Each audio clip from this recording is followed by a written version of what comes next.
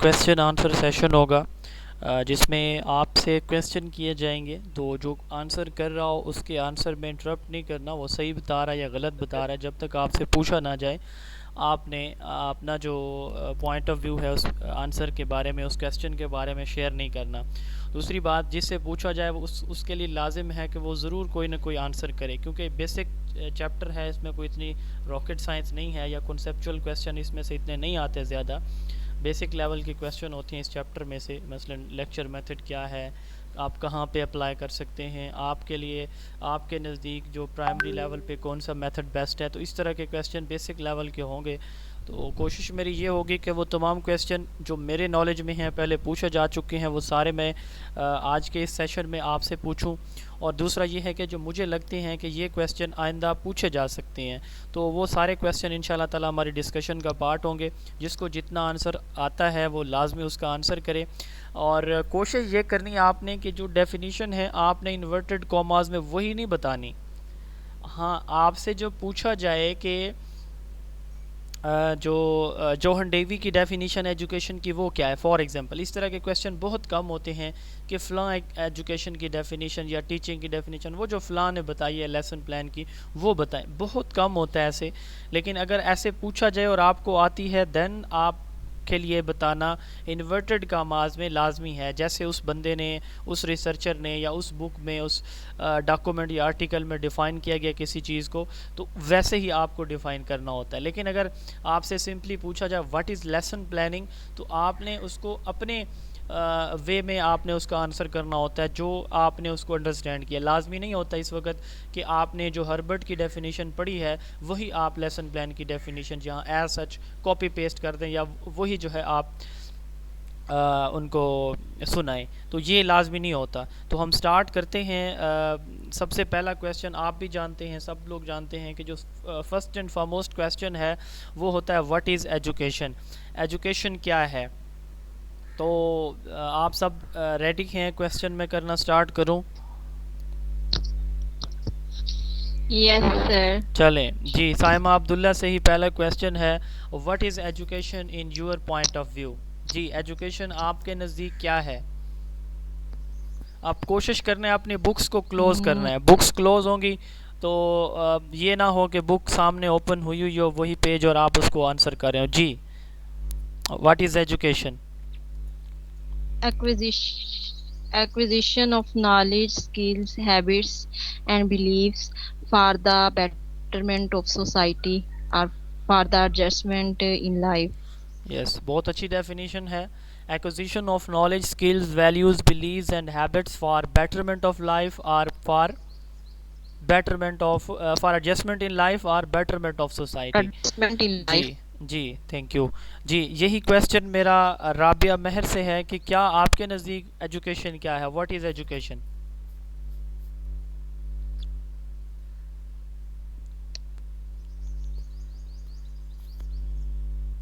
जी, जी, Sidra Ijaz, what is education?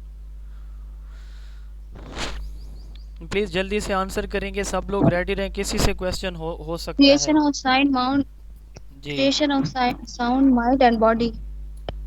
आप अपनी डेफिनेशन बताएं, आपके नज़दीक एजुकेशन क्या है? जी please.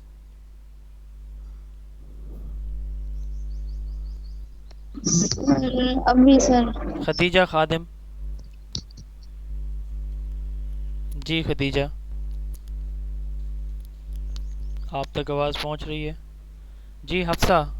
Ji Yes sir, sir, मेरे आवाज। तक आवाज पहुंच रही है। चलें जी खदीजा, आप बताएं। एजुकेशन जो है ना ये लाइफ लॉन्ग प्रोसेस है।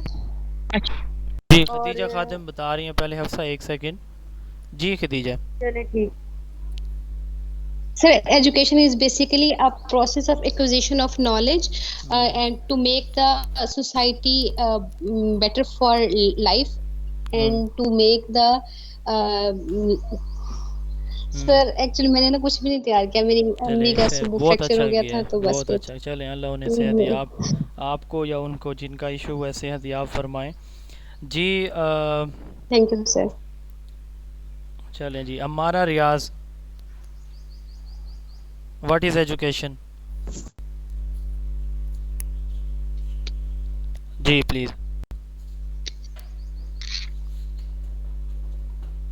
जी हमारा आप तक आवाज़ पहुंच रही है? जी sir, education does not mean simply to transfer or get knowledge, but a change in behavior and attitude. अच्छा चलिए, ये बहरहाल ये जो डेफिनेशन आपने बताई है अच्छी जी है, सर। लेकिन ये लर्निंग की तरफ ज़्यादा जा रही है ये वाली डेफिनेशन। जी नेक्स्ट क्वेश्चन है, what is basic education? Basic education क्या होती है? Yes, what is basic education, कौन बताएगा? What is basic education please? जी नासिर रज़ा साहब, व्हाट इज़ बेसिक एजुकेशन?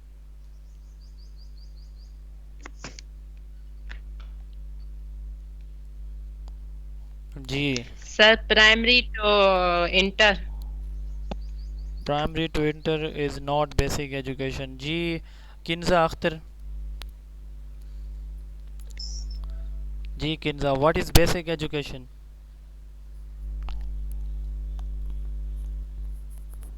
जी और आतिफ महमूद साहब, व्हाट इज़ बेसिक जी एजुकेशन? अस्सलाम वालेकुम सर। जी वालेकुम सलाम।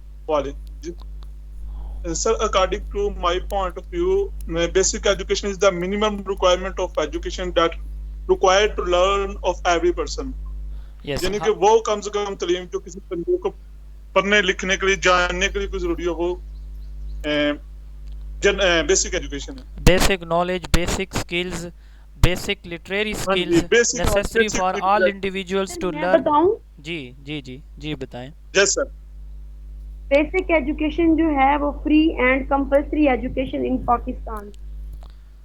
ये फ्री जो and compulsory compulsory education education होती है हमारी वो सिर्फ बेसिक एजुकेशन नहीं है, हमारी बेसिक एजुकेशन वैसे प्राइमरी एजुकेशन को कहा जाता है नॉर्मली, ठीक है। और internationally primary plus elementary education यानी 8वीं तक की जो एजुकेशन है इसको बुनियादी तालीम कहा जाता है इंटरनेशनली। पाकिस्तान में जो बेसिक एजुकेशन है, ये इसका जो कॉन्सेप्ट है या ये जहाँ तक ये चल रही है बेसिक एजुकेशन, ये प्राइमरी लेवल तक जो बेसिक रीडिंग राइटिंग जो स्किल्स हैं, किसी चीज़ को पढ़ सकना, उसको अंडरस्टैंड कर सकना और उसको एक्सप्रेस कर सकना, ये बेसिक एजुकेशन के ज़ुमरे में आता है, ठीक है। एजुकेशन बेसिक नॉलेज स्किल्स या basic reading writing speaking skills required for every individuals, इसको हम क्या कहते हैं? बेसिक एजुकेशन कहते हैं। अच्छा, what is formal and informal education, या what are the 3 modes of education? Education के 3 मोड्स कौन से हैं, कौन सर बताएगा? मैं थोड़ा सा ऐड कर दूं बेसिक जी एजुकेशन। जी जी सर जी बेसिक ज़रूर एजुकेशन में करिए। थोड़ा सा ऐड कर दूं। जी ज़रूर ज़रूर। सर उसमें यह है कि बेसिक एजुकेशन फॉर्मल इनफॉर्मल और नॉन फॉर्मल तीनों तरीकों से होती है, और तीनों तरीकों में हम बेसिक जो प्रिंसिपल्स ऑफ लाइफ है वो सिखाते हैं, यस यस फॉर्मल में भी, इनफॉर्मल में भी और नॉन फॉर्मल में भी। यस, ये भी आप ऐड कर सकते हैं कि जो बेसिक यानी वही बेसिक नॉलेज स्किल्स जो हर इंडिविजुअल को अपनी एक सर सस्टेनेबल लाइफ गुजारने बेसिक के लिए जो एजुकेशन जी और जी जनरल एजुकेशन एक ही है। आप वेट करें, मैं इंशाल्लाह बताता हूँ, उसी तरफ ही आ रहा हूँ। मैं अभी पूछता हूँ ये क्वेश्चन जो आपने पूछा, मैंने आपसे पूछना है। जी अब बेसिक एजुकेशन की जो डेफिनेशन हमने जी जी जी प्लीज़ चले। बेसिक एजुकेशन हमने कहा कि वो एजुकेशन जो हर इंडिविजुअल को अपनी लाइफ गुजारने के लिए जो बेसिक लेवल का नॉलेज स्किल्स जो ज़रूरी है हर इंडिविजुअल के, उसको हम क्या के लिए उसको हम क्या कह रहे हैं? बेसिक एजुकेशन कह रहे हैं। और अब मैंने अगला क्वेश्चन ये पूछा है कि एजुकेशन के कितने मोड्स होते हैं? जी सर 3 मोड्स होते हैं, फॉर्मल सर मैं एजुकेशन, बताऊंगी थ्री 3। मोड्स होते हैं। अच्छा फॉर्मल, इनफॉर्मल, नॉन फॉर्मल। अच्छा, वो जो है हमारे पास मोड जिसका स्कोप सबसे ज़्यादा है वो कौन सा है? Sir formal education. फॉर्मल। कैसे और क्यों? सर एक तो वो वेल स्ट्रक्चर्ड है, well one by one organised है। Please, one by one. जी हफ्सा आप बताएं। सर क्वेश्चन दोबारा रिपीट करें प्लीज। जी मेरा क्वेश्चन ये है कि एजुकेशन के 3 मोड्स होते हैं, फॉर्मल, नॉन फॉर्मल और इनफॉर्मल। मेरा क्वेश्चन ये है कि इनमें सबसे ज़्यादा स्कोप किसका है? तो जवाब आया है फॉर्मल का। जवाब ठीक है जी, जवाब ठीक है, लेकिन वजह क्यों है कि वजह क्या है, क्यों है ये? ऑब्जेक्टिव जो हैं, ऑब्जेक्टिव एंड जो करिकुलम होता है वो स्पेसिफिक होता है, और यस ये जो फॉर्मल एजुकेशन होती है ये वेल प्लान्ड होती है, वेल सिस्टमेटिक यस होती है, वेल ऑर्गेनाइज्ड होती है। और सिस्टमाइज फिर होती है पहला जवाब इसका, दूसरा सिस्टमाइज होती वेल है, ऑर्गेनाइज्ड होती है। जी जी जी जी। वेल ऑर्गेनाइज्ड होती है, वेल स्ट्रक्चर्ड होती है। जो ऑब्जेक्टिव्स एंड प्रिंसिपल्स होते हैं यस वो और भी एक सीक्वेंस में होते हैं। और ये जो है ये वेल प्लान्ड होती है और इंस्टीट्यूशन बेस्ड और होती इसकी है। फॉर्मल और इसमें असेसमेंट rigid होती rules है। for- यस इसमें फॉर्मल असेसमेंट होती है और rigid rule for entry and exit. और ये ठीक जो फॉर्मल एजुकेशन होती है प्रॉपर की स्कूल में, कॉलेज में, यूनिवर्सिटीज में जो दी जाती है फॉर्मल यस एजुकेशन। ठीक है। अच्छा नेक्स्ट क्वेश्चन है कि जो मदारस की तालीम है, मदरसा एजुकेशन, ये किस कैटेगरी में फॉल करेगी? मॉड, ये कौन से मॉड में ये फॉल फॉर्मल करेगी? एजुकेशन। यस ये फॉर्मल Formal है। education. Formal education. अच्छा वन बाय वन सर मेरा क्लास का डेकोरम क्वेश्चन है। डेकोरम कायम रखें। जी क्वेश्चन करें आप। सर मेरा क्वेश्चन ये है कि आपने पूछा ना कि how many modes of education, तो आपने ये भी पूछा है कि जो फॉर्मल एजुकेशन है उसका स्कोप क्यों ज्यादा है, तो क्या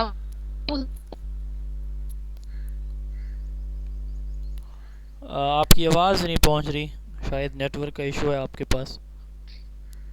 जी रिपीट सर करें आपने क्वेश्चन। ये बोला ना कि जी जी जो मोड्स ऑफ एजुकेशन है इसमें जो फॉर्मल एजुकेशन है उसका स्कोप क्यों ज्यादा है। जी जी जी आप पूछ रही हैं या बता रही हैं? सर मैं सर पूछ वो रही हूँ। पूछ जी रही जी हैं कि कैसे जी ज्यादा है। हाँ इसका जवाब पहले दे दिया जा चुका है कि फार्मल एजुकेशन का स्कोप इसलिए ज़्यादा है क्योंकि फार्मल एजुकेशन में हम एक well plan well organize way में किसी स्पेसिफिक नॉलेज या टास्क को सीखते हैं। उस स्पेसिफिक नॉलेज या टास्क का, उस स्किल का हमारी लाइफ के साथ डायरेक्टली और इनडायरेक्टली कोई ना कोई इसका मेन किरदार होता है, उसकी इम्पोर्टेंस होती है। वेल ऑर्गेनाइज इसका करिकुलम होता है, वेल प्लान इसके जो हम ऑब्जेक्टिव बनाते हैं उनकी अचीवमेंट के लिए हम एक सिस्टमाइज ऑर्गेनाइज्ड और प्लान सिस्टम के थ्रू चलते हैं और इसकी प्रॉपर असेसमेंट होती है कि क्या वो ऑब्जेक्टिव्स हमारे अचीव हुए हैं कि नहीं हुए। तो इस वजह से चूँकि ये एक सिस्टमेटिक होता है, ऑर्गेनाइज होती है जो फॉर्मल एजुकेशन है, तो इसलिए हम कहते हैं कि इसका स्कोप ज़्यादा होता है। जो इनफॉर्मल है बज़ाहिर ये लगता है कि शायद इनफॉर्मल चूँकि लाइफ लॉन्ग होती है, बर्थ टू डेथ है, तो उसका स्कोप शायद ज़्यादा है। लेकिन जो इनफॉर्मल एजुकेशन है उसका स्कोप इसलिए हम थोड़ा सा कम बताते हैं। उसकी वजह ये होती है कि इनफॉर्मल एजुकेशन हमेशा पॉजिटिव नहीं होती, वो नेगेटिव भी हो सकती है। जी clear? Okay thank you sir, thank you sir. जी अच्छा अब जो पाकिस्तान में वो वाहिद इदारा कौन सा है जो कि इनफॉर्मल एजुकेशन प्रोवाइड कर रहा है? जी सर अल्लामा इकबाल ओपन यूनिवर्सिटी पाकिस्तान में बिल्कुल नहीं, सही ये तो जवाब है। नॉन फॉर्मल है। जी हाँ ये नॉन फॉर्मल है। जी सॉरी सर नहीं है सही जवाब। सर ये कैसे लाइब्रेरी आएगा इसमें, library society media sir library. Society हमें सोसाइटी, सर मीडिया, मीडिया आएगा। लाइब्रेरी, यस होम, सबसे जो Yes, basic sir. Informal education centre है वो कौन सा होता है? बेसिक इनफॉर्मल एजुकेशन का centre sir home home home home, बच्चे का जो घर है, फैमिली है, ये बेसिक एजुकेशन का इनफॉर्मल एजुकेशन का बेसिक सेंटर कहलाता है। अच्छा नेक्स्ट क्वेश्चन मेरा है कि जो पाकिस्तान में वो वाहिद इदारा कौन सा है जो नॉन फॉर्मल एजुकेशन की अपॉर्चुनिटी प्रोवाइड कर रहा है? जी अल्लामा इकबाल ओपन यूनिवर्सिटी। अल्लामा इकबाल ओपन यूनिवर्सिटी। अच्छा नेक्स्ट क्वेश्चन मेरा यही है कि वर्चुअल पाकिस्तान में यूनिवर्सिटी भी है सर। वर्चुअल यूनिवर्सिटी जो है वो नॉन फॉर्मल हम उसको नहीं कहते, उसकी वजह फिर आपको जब इसको पढ़ेंगे कहीं इंशाल्लाह फिर मैं बताऊंगा। अच्छा नेक्स्ट क्वेश्चन मेरा ये है कि पाकिस्तान में वो कौन सा इदारा है जो basic non formal education through out the country provide कर रहा है? सबसे पहले चलें ये क्वेश्चन मैं बाद में करता हूँ। जी पाकिस्तान में वो कौन सा इदारा है जो basic non formal education through out the country provide कर रहा है फीडर स्कूल के नाम से? अल्लामा इकबाल ओपन यूनिवर्सिटी। अल्लामा इकबाल ओपन नहीं यूनिवर्सिटी। नहीं नहीं नहीं नहीं, बेसिक नॉन फॉर्मल एजुकेशन नहीं प्रोवाइड कर रहा, वो तो मैट्रिक से स्टार्ट होती है ओपन यूनिवर्सिटी की कोर्सेज तो। हाँ जी भाई। जी literacy formal yes literacy and non sir, वो फॉर्मल जो जिसे हम literacy कहते हैं। Yes program yes yes sir literacy आएगा इसमें? यस वही literacy and non formal education centre इनका नाम है, लेकिन इनको कौन सा इदारा जो है वो चला रहा है पाकिस्तान के अंदर? National commission for human development, national commission for human development NCHD इन इदारों को चला रहा है। National commission for human development zone of education में मौजूद है ये। चलें जी, अब क्वेश्चन मेरा ये है, दोबारा रिपीट कर दें sir. National commission for human development, national sir ये रिकॉर्डिंग पे लगा हुआ है लेक्चर? जी लगा हुआ है। National commission for human development इसको रन कर रहा है पूरे मुल्क में, और ये सिर्फ जो है वो ग्रेड 3 तक जो है वो तालीम उसमें दी जाती है। कहीं कहीं पे शायद 5 तक हो, लेकिन मोस्टली ग्रेड 3 तक। National commission for human development basic, सुन लेना, बेसिक नॉन फॉर्मल एजुकेशन या लिटरेसी सेंटर जो है वो कायम किए हुए हैं national commission for human development. जी अब कोई क्वेश्चन है इससे रिलेटेड तो पूछ सकते हैं, जो अभी मैंने बताया। सर ये हर चीज को करवाते हैं। और इसका नाम प्लीज कर दीजिएगा। सिबगा अशरफ, ये आपने क्या कर दिया अल्लाह की बंदी? स्लाइड्स आपने डिस्प्ले कर दी हैं अपनी वाली लैपटॉप वाली। जी नेक्स्ट क्वेश्चन, यहाँ तक कोई कंफ्यूजन है तो पूछ सकते हैं। नेक्स्ट क्वेश्चन अब आपसे होगा। सर इसमें एज क्या है?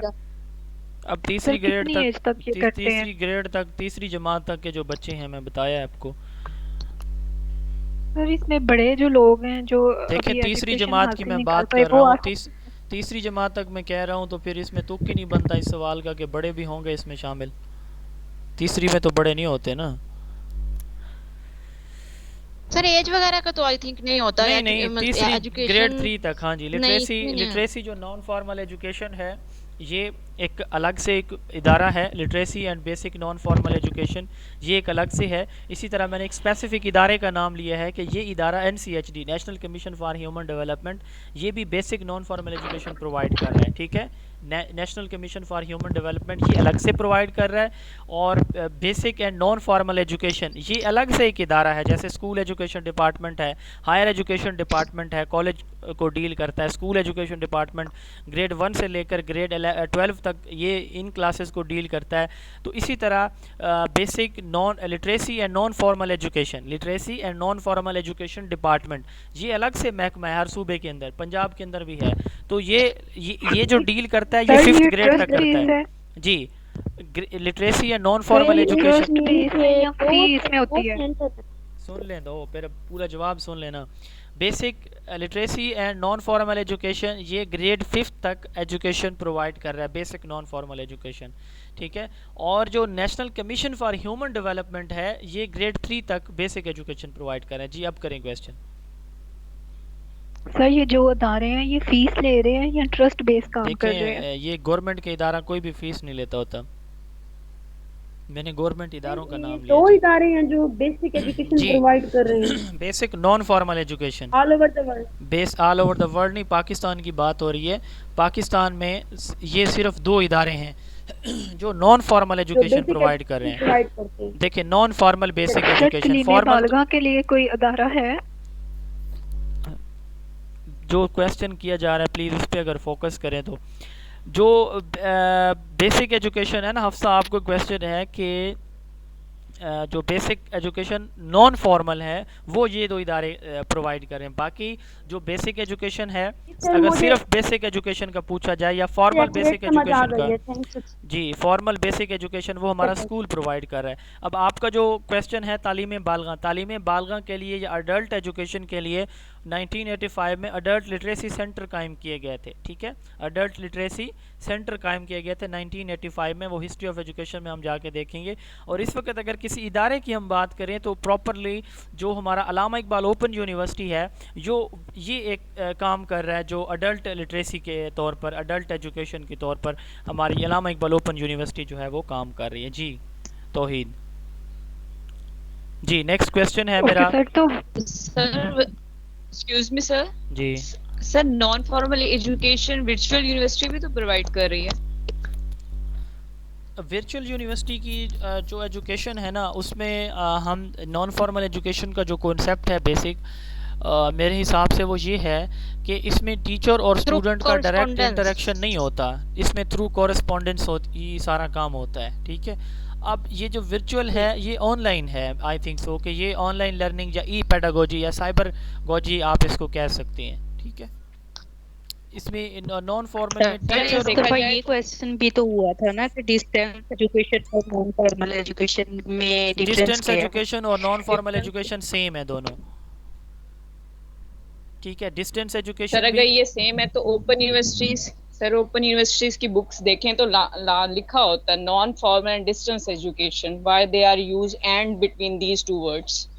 देखिए मेरे हिसाब से ये दोनों चीजें सेम है। लेकिन सर पैनल ने ये कहा था कि ये सेम नहीं है।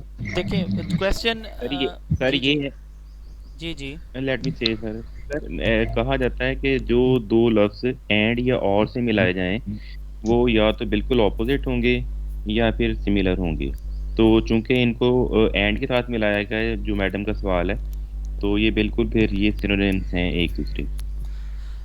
जो अगर आप इसकी डेफिनेशन देखें ना नॉन फॉर्मल एजुकेशन की, नॉन फॉर्मल एजुकेशन बेसिकली होती ही डिस्टेंस बेस्ड एजुकेशन है, यानी यहाँ आपका जो ट्यूटर है, आपका जो एजुकेटर या इंस्ट्रक्टर है, उसका और आपके दरमियान एक डिस्टेंस है। उस डिस्टेंस को हम कॉरेस्पॉन्डेंस से या टेलीकम्युनिकेशन के जो मीन्स हैं उनसे हम क्या करते हैं, मिनिमाइज़ करने की कोशिश करते हैं। नॉन फॉर्मल एजुकेशन में उस डिस्टेंस को कम किया जाता है। बेसिक एजुकेशन जो बेसिक पर्पस होता है नॉन फॉर्मल एजुकेशन का, उस डिस्टेंस को कॉरेस्पॉन्डेंस के थ्रू, ख़तों किताबत के थ्रू मिनिमाइज़ करना होता है। तो मेरे हिसाब से जो डिस्टेंस एजुकेशन है और जो नॉन फॉर्मल एजुकेशन है, ये दोनों एक दूसरे से मिलती जुलती टर्म्स हैं, और distance education non formal education के अंडर ही आता है।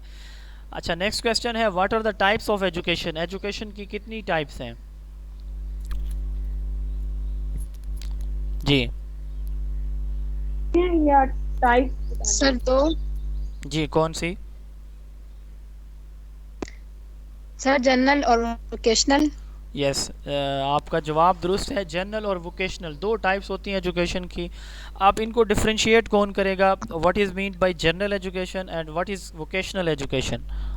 जी सर जनरल एजुकेशन वो होती है जो हम स्कूल कॉलेज यूनिवर्सिटी वगैरह में गेट करते हैं, और वोकेशनल एजुकेशन वो होती है जो किसी स्किल के लिए गेट की जाती है। यस कोई और इसको मज़ीद एलैबोरेट कर दें। जी वोकेशनल में प्रोफेशन आ जाता है, स्पेसिफिक प्रोफेशन, जैसे लॉ हो जाता है, मेडिकल डिग्री हो जाती है इस तरह। और जनरल में यूनिवर्सिटी एजुकेशन, स्कूल कॉलेजेस की आ जाती है। जी और टेक्निकल स्किल्स भी होती है वोकेशनल में, वो साथ में आपके पास थ्योरी भी हम लोग उसमें पढ़ते हैं। जी मज़ीद इसको कोई इसमें कुछ ऐड करना चाहे? General education is process by which basic concepts are learned. Generally, it is taught in school, college, university, and family settings. Yes. Vocational education that prepares students for work in a specific trade. Yes. Like craft or in a professional vocation such as engineering, nursing, law. जी बिल्कुल, जो profession based education है वो vocational education होती है, और वो education जिसमें हम बेसिक लाइफ स्किल्स या वैल्यूज़ जो है वो सिखाते हैं, वो हमारी एजुकेशन जनरल एजुकेशन है। मसलन लैंग्वेज को यूज़ करना, सोशल नॉर्म्स हैं, सिविक सेंस है, तो ये बेसिक नीड्स हैं हर इंडिविजुअल की। तो ये जो एजुकेशन है जो कि बेसिक्स किसी भी सोसाइटी की सिखाती है, तो इसको हम जनरल एजुकेशन कहते हैं। और वो एजुकेशन जो किसी स्पेसिफिक प्रोफेशन या किसी स्पेसिफिक स्किल या टास्क से रिलेटेड होती है, उसको हम क्या कहते हैं, वोकेशनल एजुकेशन कहते हैं। टेक्निकल एजुकेशन जो है ये किस कैटेगरी में आएगी, जनरल एजुकेशन में या वोकेशनल एजुकेशन में? नेक्स्ट क्वेश्चन है। Technical I think sir vocational में आएगी। वोकेशनल यस वोकेशनल में ही आ जाएगी। जी टेक्निकल एजुकेशन जो है वो वोकेशनल एजुकेशन में आएगी। जी नेक्स्ट क्वेश्चन है, व्हाट इज़ नॉलेज? नॉलेज क्या होता है?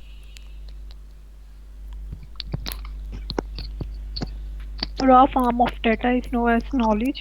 नो यहाँ पे ये कंप्यूटर वाले नॉलेज की डेफिनेशन नहीं पूछी गई। Ma'am sir process of acquiring facts bye education. Yes process of acquiring facts. Yes by education. Yes, information or facts acquired through education is मैं बताऊं known as knowledge. जी बताएं. theoretical या practical understanding of subject. Theoretical or practical understanding of a subject is also called knowledge. जी ये भी बिल्कुल ठीक है. जी फिर बात सुने, एक मेरा क्वेश्चन है. जी फॉर एग्जांपल हमें इंटेलिजेंस की हमें हमसे कोई डेफिनेशन पूछे या नॉलेज की एक्सपीरियंस, तो हमने 3-4 ही बतानी है एट अ टाइम, एक जो हमें एग्जैक्ट आती है. जो एग्जैक्ट आपको आती है वही आपने बतानी है, और एक डेफिनेशन पूछा जाए तो सिर्फ एक ही आप बताएं जो सबसे बेस्ट आपको लगती है या आप समझते हैं कि आप इस डेफिनेशन को अच्छी तरह एक्सप्रेस कर पाएंगे. और मज़ीद आपसे अगर क्वेश्चन पूछा जाए तो आप इसी डेफिनेशन के अंदर से तो आप इसको जवाब दे पाएंगे.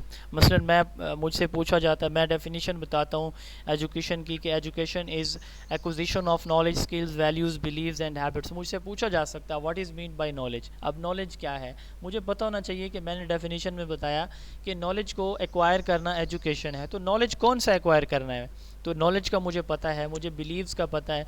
फिर मैं कहता हूँ फॉर बेटरमेंट ऑफ सोसाइटी और एडजस्टमेंट इन लाइफ. अब मुझे ये भी पता होना चाहिए कि नॉलेज या स्किल की वजह से लाइफ एडजस्टमेंट कैसे होगी. तो मुझे पता होना चाहिए कि what is mean bye adjustment in life.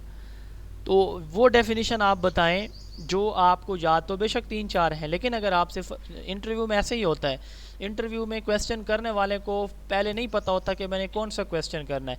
वो आपके कुछ क्वेश्चन वो करता है खुद से, कुछ क्वेश्चन अक्सर क्वेश्चन जो किए जाते हैं वो आपके जवाब में से किए जाते हैं. जैसे मैंने अभी आपको एग्जांपल दी है, आप एक बात उनको बताएंगे, उसी में से वो मसलन पूछा जाता है कि आपने किस आप इंट्रोडक्शन में बताते हैं कि मैंने जो है पंजाब यूनिवर्सिटी लाहौर से मास्टर किया, एमफिल किया. आपसे पूछा जाएगा पंजाब यूनिवर्सिटी कब इस्टेब्लिश हुई थी, पंजाब यूनिवर्सिटी के पहले प्रिंसिपल कौन थे, पंजाब यूनिवर्सिटी का जो पहला स्टेटस है वो क्या था. ठीक है, तो मतलब इस तरह के क्वेश्चन जो आप आंसर करेंगे उसी के अंदर से आपसे सवाल मज़ीद पूछे जाएंगे. जी नेक्स्ट क्वेश्चन मेरा है, what is mean by SDG. SDG क्या चीज़ है जी. Sustainable development goals. सर मैं बताऊं, सस्टेनेबल जी डेवलपमेंट. जी बताएं, सस्टेनेबल डेवलपमेंट गोल. अच्छा चलें, अगला क्वेश्चन मेरा है फरजाना तबस्सुम से. जी टोटल कितने सस्टेनेबल डेवलपमेंट गोल्स हैं.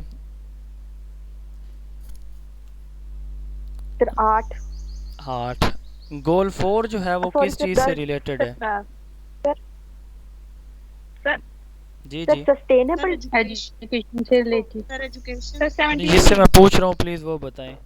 अच्छा आपने 17 बताए हैं या 8 बताए हैं SDGs.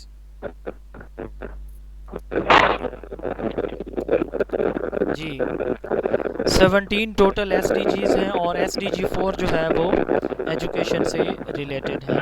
अच्छा ये जो सस्टेनेबल डेवलपमेंट गोल है, नेक्स्ट क्वेश्चन मेरा फरजाना यास्मीन से है कि सस्टेनेबल डेवलपमेंट गोल. फरजाना अपना माइक ऑफ कर दें प्लीज़. फरजाना तबस्सुम.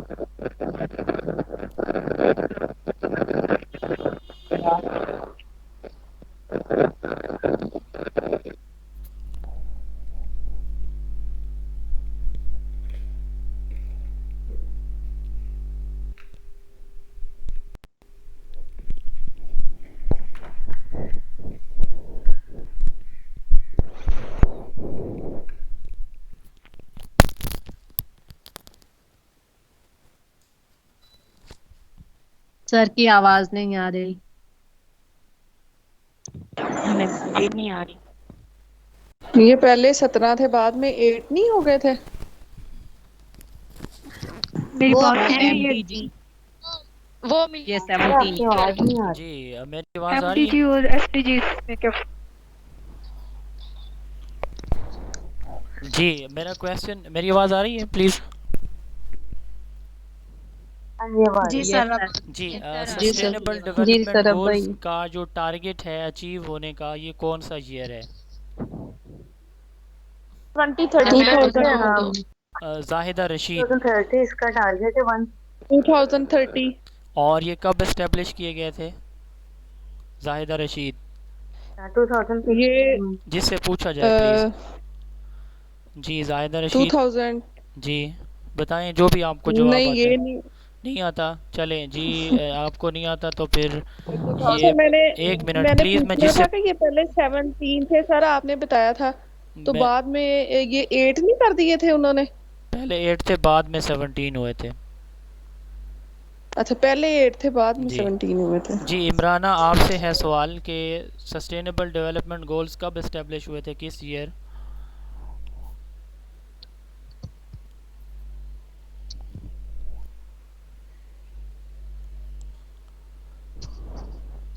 सर मैं बताऊं? जी जी सर 2015 में डेवलप हुए थे और इनका जो डेडलाइन है वो 2030 है सस्टेनेबल डेवलपमेंट गोल्स की कंप्लीशन की डेडलाइन। जी कंप्लीशन की डेडलाइन की 2030 है और ये इस्टेब्लिश हुए थे 2015 में। नेक्स्ट क्वेश्चन मेरा है कि सस्टेनेबल डेवलपमेंट गोल से पहले कौन से 8 गोल्स इस्टेब्लिश किए गए थे, उनका नाम क्या था? Sir MDG। मैं जिससे पूछूं प्लीज़, ऐसे नहीं पूछा गया आपसे, प्लीज़ जिससे मैं पूछूं वो बताएं प्लीज़। मदीहा उमर जी अपने माइक ऑफ रखे, मैं जिससे क्वेश्चन कर रहा हूँ सिर्फ वही आंसर करें। इस तरह 4-5 लोग ही हर क्वेश्चन का आंसर कर रहे हैं, अच्छी बात नहीं है ये, बाकी लोग खामोश हैं। मारिया रुबाब जी, इरफान मिलेनियम जी जी सर MDG डेवलप किए गए थे। मिलेनियम डेवलपमेंट गोल्स जो है वो किस ईयर इस्टेब्लिश हुए थे और इनका टारगेट क्या था? ये क्वेश्चन इरफान महमूद साहब से है। जी इरफान साहब।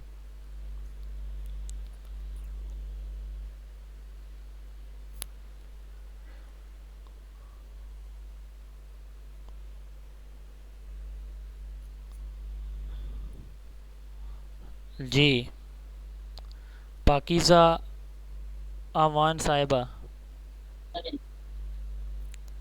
जी मिलेनियम डेवलपमेंट गोल्स किस ईयर इस्टेब्लिश हुए थे? टोटल 8 थे, इनका टारगेट ईयर कौन सा था? Sir 2030 target year. सॉरी आपका जवाब दुरुस्त नहीं है। राशिद हुसैन साहब, मैं जिसे पूछ रहा हूँ 1 बाय 1 मुझे पूछने दें। मुझे पता है जिनको आ रहा है जवाब आता है वो कोशिश कर रहे हैं बार बार जवाब देने की, लेकिन थोड़ा सा वेट करें। जी राशिद हुसैन साहब। 2015 था सर। 2015 टारगेट था। इस्टेब्लिश किस ईयर हुए थे राशिद साहब? एस्टेब्लिश ये 2000 में थे। 2000 में हुए थे एग्जैक्टली। सायरा जबीन साहब आपसे क्वेश्चन है, what is difference between teaching and learning? Teaching और लर्निंग में क्या डिफरेंस है? सायरा जबीन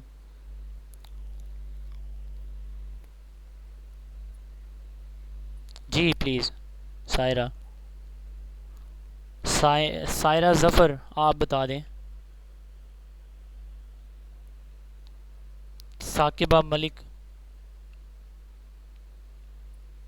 सैरिश नाज जी सैरिश आप बता दें टीचिंग और लर्निंग में क्या डिफरेंस है? जी what is difference between teaching and learning?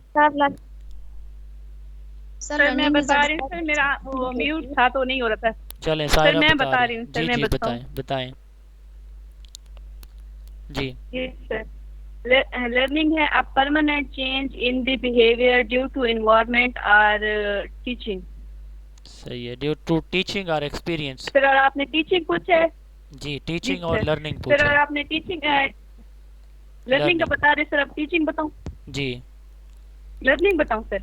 Ji learning बता दिया, A टीचिंग की permanent डेफिनेशन change बताएं। in behavior due to due a to process knowledge of due transfer to of knowledge और information। Experience. जी sir. Sir आगे है teaching the transfer of information from one place to another place is called teaching। सही है। अच्छा next question इसी आपकी definition से है, शाजिया से, कि बिहेवियर क्या होता है? What is mean by behaviour? जो आप कह रहे हैं कि परमानेंट चेंज होता है बच्चे के बिहेवियर में, ये क्या होता है बिहेवियर? जी शाजिया। जी सिद्रा इजाज।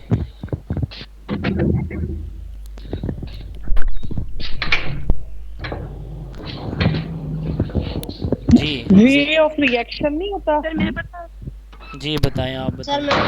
जी जी जी बताएं। Set of learned activities behavior. Sir ये जो बिहेवियर Sir, होता the है way इसमें in which one animal acts. इसलिए मैं चाह रहा in था कि मैं response to जिससे a सवाल particular- करूं वही बताए। इस तरह सारे आप कोशिश करते हैं जवाब देने की एक ही वक्त में। जी एक बंदा बात करे एक वक्त में प्लीज़। जी प्लीज़ साइमा अब्दुल्ला आप बता रही हैं। सर क्या क्वेश्चन है? चले आप नहीं What बता is रही behavior? जी व्हाट इज़ बिहेवियर। चले सर मैं ही जी बता जी देती हूँ। बताएं बताएं। सर बिहेवियर नहीं पूछ रहे थे आप। अच्छा जी बताएं मारिया आप बता दें। ये बेसिक लेवल के क्वेश्चन है, ये तो वैसे भी आपको आंखें सर बंद करके बिहेवियर का मैं बता रही हूँ। The way in which one act or conduct towards other. जी the way in which one acts or conducts toward other is called behaviour. आप लोगों का दूसरों के साथ जो बर्ताव है इसको बिहेवियर हम कहते हैं। जी तो इसमें स्टिमुलस रिस्पॉन्स को भी ऐड कर सकते हैं, वो Yes. ज़्यादा ठीक रहेगा। स्टिमुलस सर इसमें एनिमल या पर्सन जो है वो बिहेव करता है in response to a particular situation used. response toward a particular situation or stimulus is also behavior। किसी बिहेवियर yes यही response according to situation. yes yes। अच्छा टीचिंग के 3 फोकल पॉइंट्स के नाम कौन बताएगा? ये सवेरा बता रही हैं जी प्लीज़। सर मैं बताऊंगी। सर मैं बताऊंगी। नहीं आप नहीं बताएं, सवेरा जी प्लीज़। ज़किया जबी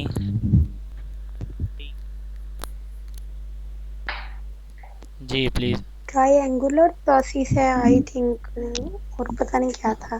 सर मैं बताऊं? चलें बताएं, आप बताएं। किन्जा बता रही हैं।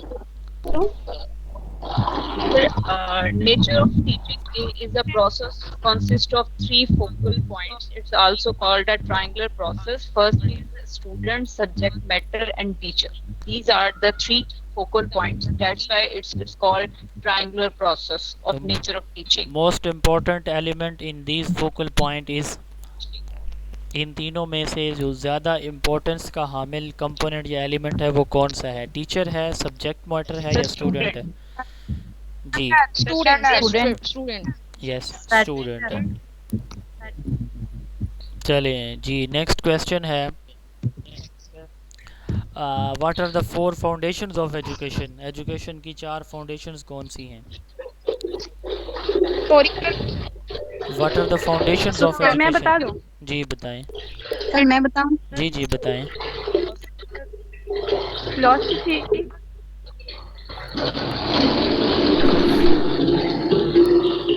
जी प्लीज। हिस्टोरिकल है, साइकोलॉजिकल है, फिलॉसफी, साइकोलॉजी। साइमा अब्दुल्ला आप बताएं प्लीज़। अपने माइक ऑफ करें। नासिर साहब आपका माइक ऑन है काफ़ी टाइम से, प्लीज़ इसको ऑफ कर दें। जी रिपीट करें please. Sir philosophy, psychology, sociology and history. जी थैंक यू सो मच। अच्छा नेक्स्ट क्वेश्चन है कि पेडागोजी और एंड्रोगोजी में क्या डिफरेंस है? उज़मा गिलानी। उज़मा गिलानी जी नहीं, उज़मा गिलानी प्लीज़।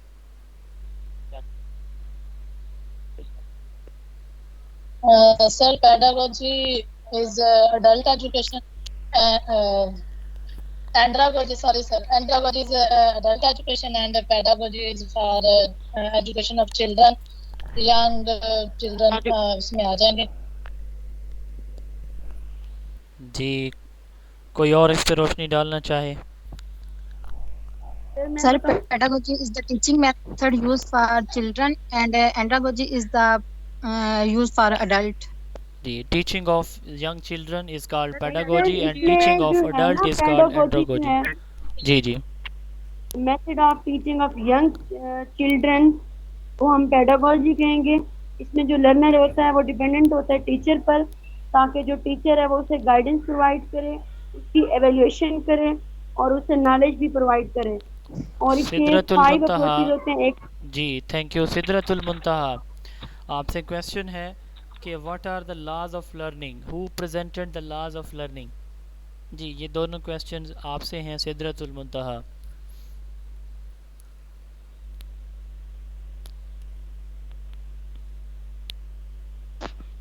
जी जी जाहिदा रशीद। सर मैं बताऊं? जी ये थॉर्नडाइक ने पेश किए थे। ये 3 लॉज हैं। जी लॉ ऑफ रेडीनेस जी और law of law of readiness, आगे और वो यूज और यूजफुल और नॉट यूजफुल वाला लॉ था। Thank you. Kausar Ijaz. Sir मैं बता देती हूँ। कौसर इजाज। जी sir. Kausar Ijaz ji. Sir, laws of learning presented by Edward Thorndike, USA, and he gave 2 type of laws, primary laws and secondary laws. और primary laws में 3 तरह के laws थे, laws of readiness, laws of exercise and law of effect. और further उसमें आप जो कैसे secondary इनको laws अप्लाई लिए थे वो करेंगे total इन 8। लॉज को अपनी टीचिंग लर्निंग में? सर इसमें एक है law of exercise, इसमें इसकी फर्दर 2 टाइप्स हैं, law of use and law of disuse. आप कैसे जब इनको हम स्टार्ट, आपकी वालदा साहिबा की तबीयत कैसी है पहले तो ये बताएं। सर वो एडमिट है, बस दुआओं की अपील है अल्लाह सबसे। ताला उन्हें सेहत याब फरमाएं। अच्छा, आप इनको क्लासरूम में इन लॉज को अपनी टीचिंग लर्निंग में कैसे इम्प्लीमेंट करेंगी? सर इसको यही है ना कि देखिए अब लॉ ऑफ रेडीनेस है, जी तो सबसे पहले तो मैं ये बच्चों को इस चीज़ के लिए तैयार करूंगी ना कि वो पढ़ने के लिए तैयार हैं। मतलब उनका जो सेकेंडरी इफेक्ट्स होते हैं, जैसे उनका मूड है, हमारा इन्वायरमेंट है, मतलब इन चीज़ों को मैं मद्देनजर रखते हुए लॉ ऑफ रेडीनेस को अप्लाई करूंगी। आप उसके बाद अपने law of बच्चों का exercise है। प्रीवियस नॉलेज जज करेंगी कि बच्चे इसके बारे में पहले से इस टॉपिक के बारे में कितना जानते हैं, और आप अपने करंट टॉपिक को अपने प्रीवियस टॉपिक के साथ रिलेट करेंगे। ये आपका बन जाएगा लॉ ऑफ रेडीनेस। जी नेक्स्ट। Law of exercise. जी इफेक्ट और एक्सरसाइज। जी एक्सरसाइज बताएं। जी प्लीज कैरी ऑन। सर मैं बताऊं? नहीं उनको बताने दें। जी कौसर इजाज, आपकी आवाज़ नहीं पहुंच रही। खदीजा खादिम। जी सर, लॉ ऑफ एक्सरसाइज पूछ रहे हैं ना? जी जी हाँ, लॉ ऑफ एक्सरसाइज ये है कि जिस चीज को हम जितना ज्यादा रिपीट करेंगे वो उतना ज्यादा हमें याद रहेगा। इसमें यूज और डिसयूज है। आप क्लास यूज में में ये कैसे है कि इम्प्लीमेंट करेंगी? रिवीजन करा करा के बार बार टेस्ट लेके, मिड टेस्ट और इस तरह से चैप्टर वाइज टेस्ट लेके, ताकि उन्हें ज्यादा याद क्या रहे। टेस्ट और लेना, क्लासरूम में अगर हम पढ़ा रहे हैं, सवाल है मेरा, और अगर क्लासरूम में पढ़ा रहे हैं तो बार बार रिपीट करके। क्या टेस्ट लेना रिवीजन या रेपिटेशन में आता है? आपने नहीं। फरमाया हाँ जी, तो फिर वो आपने evaluation में आता है। वो इवेल्युएशन में आता है। वो टेस्ट तो लेना assessment इज में नॉट आता है। रेपिटेशन, एक्सरसाइज में नहीं आता। वो लॉ ऑफ इफेक्ट में आप कह सकते हैं कि आप उनसे टेस्ट लेते हैं, टेस्ट लेने के बाद आप उनको रिवॉर्ड देते हैं। जो है वो रिसाइटेशन रेसिटेशन में आता है, रेपिटेशन में आएगा, रिवीजन में आएगा, फीडबैक में आएगा। ये आपके law of exercise, sorry feedback भी आपका लॉ ऑफ इफेक्ट में आएगा। जी लॉ ऑफ इफेक्ट है लास्ट वन, इसको आप कैसे इम्प्लीमेंट करेंगे ये मुझे बता रही है हफ्सा। हफ्सा को जो है ना बड़ी शिद्दत से इंतज़ार है कि कब मुझसे क्वेश्चन होगा। जी हफ्सा, लॉ ऑफ इफेक्ट कैसे इम्प्लीमेंट करेंगी?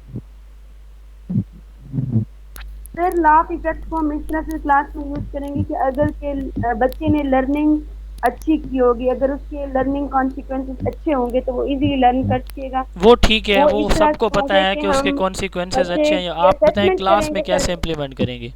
सर फर्स्ट ऑफ ऑल हम इसकी असेसमेंट करेंगे लास्ट में कि बच्चे ने कितना लर्न किया है, जो हमने बच्चे को पढ़ाया है वो हमारा जो मेथड है वो इफेक्टिव है या नहीं। अच्छा, एक्सक्यूज मी सर, आपका मेथड इफेक्टिव है या नहीं है, ये लॉ ऑफ इफेक्ट नहीं हो सकता। जी कौसर। सर वो डिस्कनेक्ट हो गया था, नेटवर्क इशू है। मैं बताती हूँ चलें, लॉ ऑफ इफेक्ट की बात हो रही है। हम ये देखेंगे। जी सर, मैं अपना लर्निंग सॉरी जो टीचिंग स्टाइल है उसको मतलब इतना क्या कहते हैं चार्मिंग बनाऊंगी कि बच्चों पे इसका अच्छा असर हो, वो अच्छा गेन करें। अच्छा, हमारा बच्चे जो की लर्निंग मेथड है या जी ठीक है। या हमारा वो जो इन्वायरमेंट है क्लासरूम का, मतलब बच्चों को थोड़ा साथ इंटरटेन भी करेंगे हम, ताकि उसका असर अच्छा हो बच्चों पे और वो अच्छा गेन कर सकें। जी thank you so much. Law of जो इफ़ेक्ट है, सर, मैं आप बताऊं? फीडबैक से एक बच्चे ने अच्छा रिस्पॉन्स दिया, आप उसको अप्रिशिएट करें। जी बताएं, आप बताएं। सर यही मैं बताने लगी थी कि फीडबैक देख के मतलब जी। रिवार्ड का ये तो हाँ फीडबैक दें, आप रिवॉर्ड दें बच्चे को मोटिवेशन अप्रिशिएट करें। आप बच्चे की कॉपीज नोटबुक के ऊपर, बच्चे की जो है किसी असाइनमेंट के ऊपर आप उसको अप्रिशिएट करते हैं, बच्चे को उसको 3 स्टार 5 स्टार देते हैं, तो ये भी बेसिकली लॉ ऑफ इफ़ेक्ट है। अब इस चीज़ के बच्चे के ऊपर पॉजिटिव इफ़ेक्ट पड़ेंगे। ये बिल्कुल उसी तरह ही है जैसे कि थॉर्नडाइक की ऑपरेंट कंडीशनिंग है, जिसमें वो रिवॉर्ड और पनिशमेंट का कॉन्सेप्ट है। ठीक है, अब नेक्स्ट क्वेश्चन मेरा है, what are the principles of teaching. Teaching के कितने प्रिंसिपल्स होते हैं? जी क्वेश्चन है ये वाला ज़िले हुमा से। जी Zile Huma, what are the principles, how many principles of teachings are there, और आप इनको कैसे इम्प्लीमेंट करेंगे क्लास में? जी मिसबा ताहिरा। जी मिसबा, इसका मतलब है आप लोगों ने पढ़ा कुछ नहीं है, वो गोश्त ही खाया 2 दिन। सईदा फातिमा। सर मैं बताऊं? जी known to unknown, simple to complex, बहुत से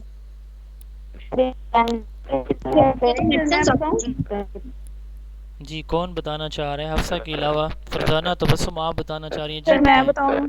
जी जी sir Farzana I am Tabassum. Kausar Ijaz. आप वेट करें कौसर, रेडी रहें। जी कौन से? जी सर, मैं सईदा फातिमा सर बता रही हूँ। जनरल प्रिंसिपल्स में हम प्लानिंग करते हैं।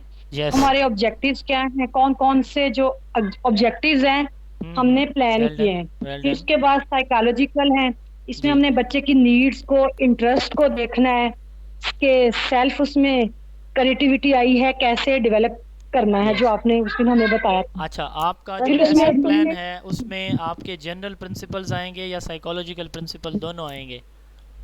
लेसन प्लान में जनरल प्रिंसिपल जाएगा। साइकोलॉजिकल क्यों नहीं आएंगे? सर साइकोलॉजिकल में हम क्लासरूम की एनवायरनमेंट को देखते हैं, इसमें हम स्टूडेंट्स को मोटिवेट करते हैं, उसको रिवार्ड देते हैं, फीडबैक लेते हैं जो हमने पढ़ाया होता है। क्या आप और स्टूडेंट इसमें की नीड और इंटरेस्ट को अपनी प्लानिंग में शामिल नहीं कर सकते? सर उसमें तो हम लेसन प्लान लेते हैं ना। हम लेसन प्लानिंग कर रहे हैं, हमने बच्चों को पढ़ाना है, तो क्या हम बच्चे की साइकोलॉजिकल नीड्स उस वक्त नहीं देख सकते? इंटरेस्ट और नीड्स को जी जी, जो कि हम बच्चे की साइकोलॉजी को जी जी देंगे और बच्चे की लर्नर के इंटरेस्ट को और इंटरेस्ट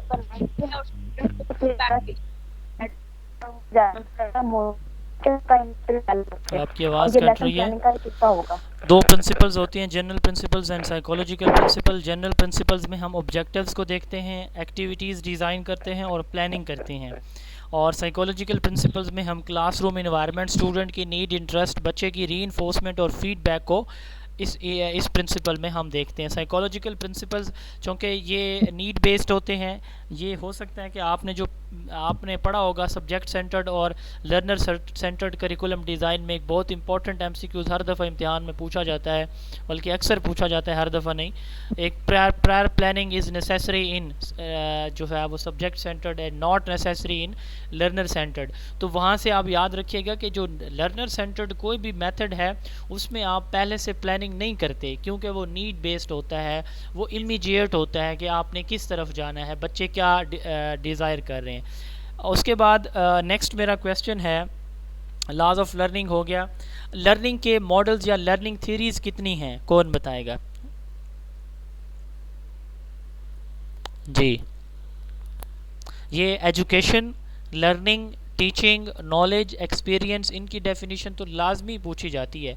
ऑक्सफोर्ड डिक्शनरी की डेफिनेशन है, या फिर ये जो है हमारी दूसरी कौन सी है, कैम्ब्रिज, इनकी डेफिनेशन सम टाइम्स पूछी जाती हैं। वैसे नॉर्मली जो है वो जनरल डेफिनेशन ही आपसे पूछी जाती है। जी नेक्स्ट मेरा क्वेश्चन था, what are the theories of learning. ये क्वेश्चन है, आप इसको देखें। 10 मिनट की ब्रेक है नमाज की, इंशाल्लाह ताला नमाज की 10 मिनट की ब्रेक के बाद 5:40 पे दोबारा जो है वो क्लास रिज्यूम हम करेंगे। आप नमाज पढ़ लें, इस सवाल का जवाब देखें, मैं इंशाल्लाह ताला किसी से भी क्वेश्चन कर सकता हूँ। 10 मिनट की ब्रेक है।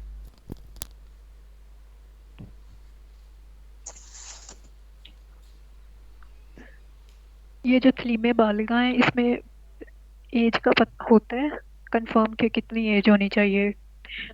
10th क्लास में 50 साल की एज की वुमेन एडमिशन ले सकती है?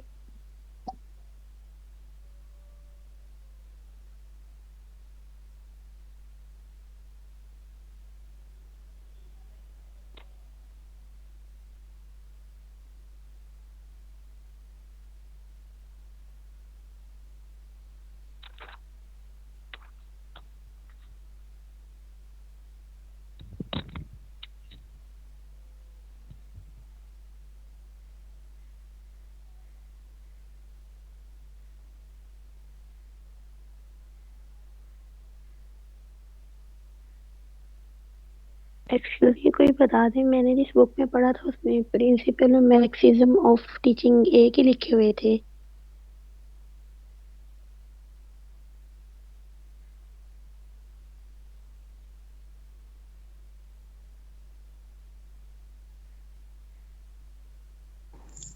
मैक्सिम्स ऑफ टीचिंग तो वो रूल्स होते हैं जिन को फॉलो करके कोई भी टीचर जो है वो अपना टीचिंग मेथड इस्तेमाल करता है या लेक्चर देता है। जैसे कि सिंपल टू कॉम्प्लेक्स जो हम जाते हैं या नाउन से अननाउन की तरफ। लेकिन जो प्रिंसिपल्स और मैक्सिज्म ये अलग अलग चीजें हैं, मतलब ये अलग अलग चीजें हैं, ये दोनों अलग अलग चीजें हैं, क्योंकि मैक्सिम्स का ताल्लुक वो उन मेथड्स पे होता है जो कि हम क्लास के अंदर इस्तेमाल करते होते हैं।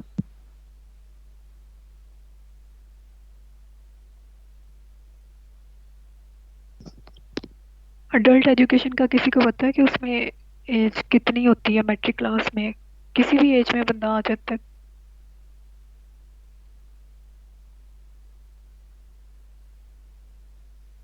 जी मैम, इस तरह है कि ये जो अडल्ट एजुकेशन पे थॉर्नडाइक ने एक बुक लिखी थी, जो आप बात करते हैं ना, ये एक्चुअली 1979 की पॉलिसी में जनरल ज़ियाउल हक साहब ने ये शुरू किए थे प्रोग्राम, और उसकी पॉलिसी में जो है विलेज वर्कशॉप स्कूल, मोहल्ला स्कूल, ये प्रोग्राम स्टार्ट किए गए थे।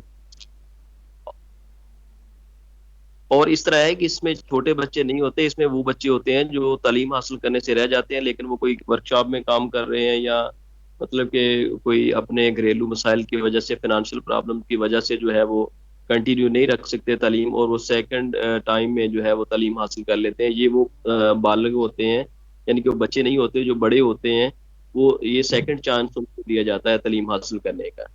ये मेरे ख्याल में ये जी 50 इयर्स की एज का बंदा मैट्रिक में आ सकता है?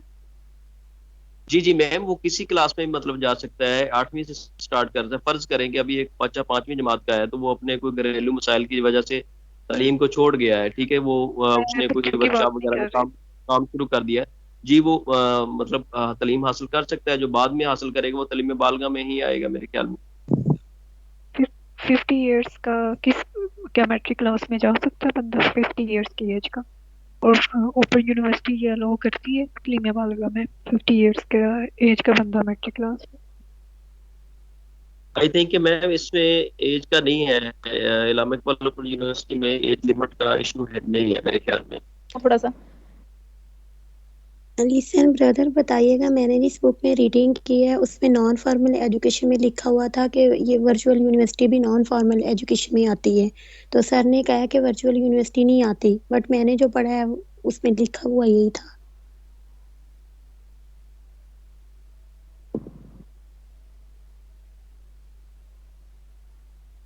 आप पैनल वालों को ना दोनों का बता देना, आगे पैनल वालों की मर्जी, क्योंकि वर्चुअल से भी काफी स्टूडेंट प्राइवेट भी तो लेते हैं ना, जैसे ओपन से लेते हैं। इसमें थोड़ी कंफ्यूजन है मुझे। वर्चुअल में ये होता है कि वो आप ना उनके स्पेसिफिक जो सेंटर है ना, वहाँ आपने जाके वो क्लास अटेंड करनी होती है। नहीं, कुछ वो प्राइवेट तो दे रहे हैं ना। मेरी एक फ्रेंड है वो टोटली प्राइवेट ले रही है, मतलब क्लासेस उसकी वर्चुअल यूनिवर्सिटी की। तो वो बुक पे भी मैंने लिखा हुआ है, मैं रेफरेंस भी बता देती हूँ आपको। आई थिंक परवेज इकबाल की बुक में लिखा हुआ था ना कि वर्चुअल यूनिवर्सिटी ये भी नॉन फॉर्मल में आती है।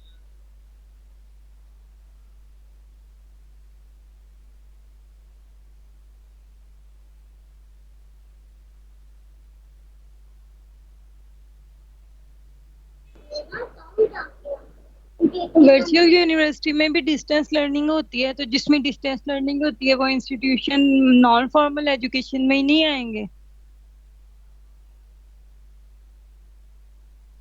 यही तो मैं कह रही हूँ।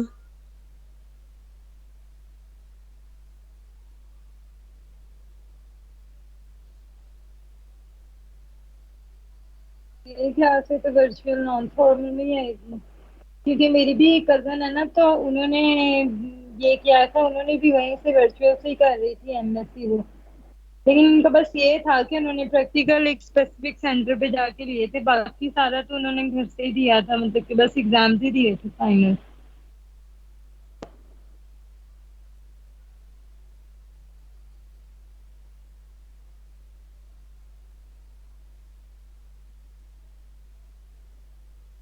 अच्छा, मेरा एक क्वेश्चन है आप सबसे कि जो हम बच्चों को पनिशमेंट के तौर पे देते हैं कि एक पेज या एक ऐसे आपने 10 टाइम्स लिखना है, तो ये भी पनिशमेंट में आता है?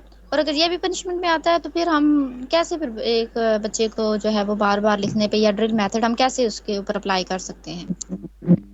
ये मेरे ख्याल में पॉजिटिव पनिशमेंट है। एक नेगेटिव पनिशमेंट होती है, एक पॉजिटिव होती है। नेगेटिव लाइक आप स्लैप कर देते हैं बच्चे को, और पॉजिटिव में आप कहते हैं कि रिपीट करें, मतलब उसकी लर्निंग इनहांस होती है। वो पॉजिटिव लॉ पनिशमेंट ऑफ होती इफेक्ट है। नेगेटिव भी होता है। लॉ ऑफ इफेक्ट जो है वो नेगेटिव भी होता है। पॉजिटिव में तो स्टार्स देते हैं ना, तो नेगेटिव में क्या करते हैं? और मैम जो आप ये डिस्कस कर रही थी डिस्टेंस का और ऑनलाइन लर्निंग का, है कि ये नॉन फॉर्मल में आ रही हैं, ये दोनों ही नॉन फॉर्मल नहीं है। जो वर्चुअल यूनिवर्सिटी है ना, इसमें टीचर और स्टूडेंट की इंटरेक्शन होती है ऑनलाइन क्लासेस के जरिए, जबकि जो हम बात करते हैं नॉन फॉर्मल में, इसमें टीचर और स्टूडेंट जो है ना, इनकी इंटरेक्शन नहीं होती, ये कोरिस्पोंडेंस के थ्रू होती है। ये इनके दरमियान डिफरेंस है। वो ऑनलाइन लर्निंग है वर्चुअल की, जबकि ये डिस्टेंस लर्निंग ये नॉन फॉर्मल में आ जाती है। ओके, मीन्स कि आप अच्छा, ये कहना चाह रही हैं कि नॉन फॉर्मल में बिल्कुल इंटरेक्शन नहीं होता, कि वर्चुअल यूनिवर्सिटी को हम टोटली नॉन फॉर्मल नहीं कह सकते। जी नहीं कह सकते। ये पिछली दफा ना पैनल ने ये क्वेश्चन भी किया था डिस्टेंस का और ये नॉन फॉर्मल एजुकेशन का, और अभी तो सर वो कह रहे थे कि नहीं ये दोनों सेम ही है, लेकिन जो ये ऑनलाइन लर्निंग में वर्चुअल जो है ना, ये ऑनलाइन में आ जाता है। होती ये बेशक डिस्टेंस है, लेकिन इसमें टीचर इंटरेक्ट करते हैं हाँ एक जी, दूसरे सर ने एक लेक्चर में ना एजुकेशन के स्कोप की बात की थी। सर ने कुछ और बताया, बुक्स में मैंने कुछ और पढ़ा है। बुक्स में ये पढ़ा है education is preparation for life, education provides us direction, इस तरह हमने पढ़ा हुआ है स्कोप ना, मतलब। तो सर ने बीच में साइकोलॉजी भी ऐड कर दी है, और भी चीजें ऐड कर दी हैं स्कोप में। तो मुझे ये भी कंसेप्ट क्लियर नहीं हुआ ना, मतलब। लॉ ऑफ इफेक्ट जो है वो देखिए स्कोप में उसका सर ने फीडबैक कैसे नेगेटिव होता है? कहाँ तक है, कहाँ इसके स्कोप ये होता है कि बेनिफिट्स कहाँ मिल रहे हैं हमें इस चीज के, तो इसलिए सर ने इतनी चीजें जो है इसमें ऐड कर दी थी। सर ने तो बहुत ज्यादा, बट पैनल में तो इतना टाइम नहीं होगा। हमें 2 3 या 4 हमें तो 3 4 लाइनें बतानी होती है हर चीज की, मतलब वो नेक्स्ट क्वेश्चन डाल देते हैं, मतलब इतना टाइम नहीं होता। जितना ब्रीफली हम इंटरव्यू में ये होता है कि टू द आता पॉइंट आंसर देना होता है कि जितना भी आपके माइंड में जो बन रहा है ना, तो उसका एक लाइन में आप आंसर दें। नहीं, बाज़ दफा वो ये भी कह देते हैं कि जब तक हम आपसे कहें ना आप बोलते जाएं, इसलिए हमारे पास ज्यादा नॉलेज है। जी अस्सलाम वालेकुम। लेकिन ज्यादा नॉलेज से बंदा कंफ्यूज हो जाता है। वालेकुम सलाम। जी सवाल आपका, मैंने ये डिस्कशन जो हो रही थी ये मैंने सुनी है, आप कोशिश रखें अपनी जवाब में कोशिश ये करें कि टू द पॉइंट और कंसाइज रहें। ज़्यादा डीप जब आप जाएंगे तो फिर ये अपने माइंड में लाजमी बात रखिएगा कि जो चीज़ आप बता रहे हैं उसी में से फिर आपसे क्वेश्चन पूछे जा सकते हैं। जी, मेरा क्वेश्चन था कि व्हाट आर लर्निंग थीरीज और लर्निंग मॉडल्स। ज़्यादा डिटेल में आंसर बताएंगे उतने ही उसी में से आंसर बनेंगे। हाँ बिल्कुल उसी में से बनेंगे। अगर आपको पता है, उसी आपको में कमांड तो है, answer बनते जाएंगे। मसलन आपको माइक्रो टीचिंग का सवाल आता है, व्हाट इज़ माइक्रो टीचिंग, आपको अगर अच्छी तरह से उसके सारे पॉइंट्स क्लियर हैं तो आप बिल्कुल बताएं ताकि मज़ीद आपसे ये क्वेश्चन किया जाए। आज सुबह मुझे एक क्वेश्चन एक था फ़ीमेल की तरफ से कि सर मैं अपने इंट्रोडक्शन में फ़िलासफ़ी का ये एरिया बताना चाहती हूँ। समटाइम वो आपसे ख़ुद पूछते हैं कि एजुकेशन में आपका एरिया ऑफ इंटरेस्ट क्या है, फ़िलासफ़ी है, साइकोलॉजी है, असेसमेंट है, टीचिंग है, कौन सा है एरिया आपका, गाइडेंस है। तो वो मैंने उनसे पूछा कि आपको इस एरिया पे कमांड है, वो कहती हैं हाँ सर मुझे मुकम्मल कमांड है और मैं ये चाहती हूँ कि मुझसे प्रैग्मेटिज़म से रिलेटेड क्वेश्चन किए जाएं। अब अगर इस तरह की सिचुएशन आपके पास भी है, यानी आपके पास अपॉर्चुनिटी आपको मिलती है इस तरह की, आपसे पूछा जाता है कि आपका एरिया ऑफ इंटरेस्ट क्या है, तो आप अगर उनको फ़िलासफ़ी बता रहे हैं और आपको ये भी पता ना हो कि जनरल और बेसिक एजुकेशनल फ़िलासफ़ीज़ में क्या डिफरेंस है, तो इस तरह की कोई भी बात वहाँ पे नहीं बतानी कोशिश करनी है कि जिस फॉर एग्ज़ाम्पल आपको टीचिंग एंड लर्निंग में ज़्यादा कमांड है तो आप ये एरिया बता दें, असेसमेंट में है तो वो एरिया बता दें। जी, क्वेश्चन था कि लर्निंग मॉडल और लर्निंग थीरीज़ ये एक ही चीज़ के दो मुख्तलिफ नेम हैं, लर्निंग मॉडल या लर्निंग थीरीज़। तो कौन सी बेसिक जो है वो 5 मॉडल या बेसिक 5 लर्निंग थीरीज़ हैं, कौन बताएगा? जी, बहुत इम्पोर्टेंट क्वेश्चन है। सर मैं बताऊं? नहीं, आप ना बताएं। जी, कौसर इजाज़ मौजूद है, आप बताएं। जी आप बताएं, चलें हमारा बताएं।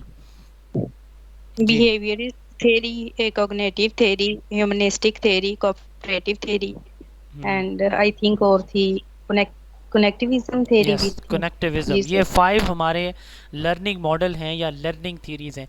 इनको लाजमी याद करके जाएं, किसी न किसी से ये लाजमी सवाल पूछा जाएगा मेल फीमेल से। अब 1 बाई 1 2 3 पॉइंट्स इन थीरीज़ के बारे में आप बताते जाएं, उसी में से जो बताता जाएगा उसी में से मैं क्वेश्चन करता जाऊंगा। What is behaviourism. अब यहाँ पे वो आपने ये फोकस करना है कि क्लासरूम के अंदर बिहेवियरिज्म जो है थीरीज़ ये इम्प्लीमेंट हो रही है, यानी क्लासिकल या ऑपरेंट कंडीशनिंग ये इम्प्लीमेंट हो रही है। मैं चले मिसाल बाद में दूंगा, पहले आपसे क्वेश्चन है व्हाट इज़ बिहेवियरिज्म या behaviourist learning model. Behaviourism theory या बिहेवियरिस्ट लर्निंग मॉडल क्या होता है? जी सहरिश नाज आबिद जी, कोई बताना चाहे खुद से? Sir, it's a philosophy that learning is a change in behavior. Learning is a change in behavior. Point number 1 हो गया जी। Next in point. behaviorist learning theory, they believe that learner learns best. जी learner learn best when they are provided with an opportunity. Learner को जब एक opportunity provide की जाती है या लर्नर को इन्वायरमेंट मिलता है तो वो अच्छा गेन करता है।